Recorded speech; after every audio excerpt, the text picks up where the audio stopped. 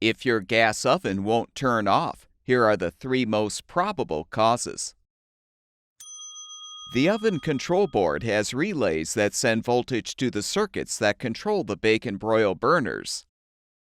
If one of the relays shorts closed, the control board may send continuous voltage to the heating circuit.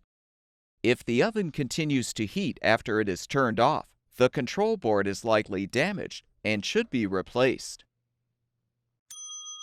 Some ovens are equipped with a separate relay board that control the voltage being sent to the heating circuit.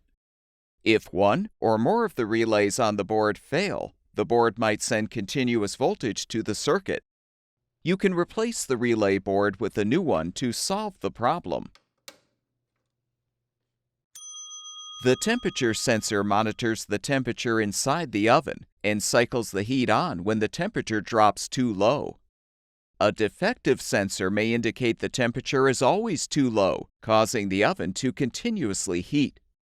You can use a multimeter to test the sensor for continuity, a continuous electrical path present in the part. If the sensor tests negative for continuity, you should replace it with a new one.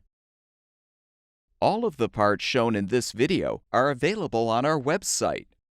Be sure to enter the full model number of your appliance in our website search bar to find the specific replacement part that will fix your oven.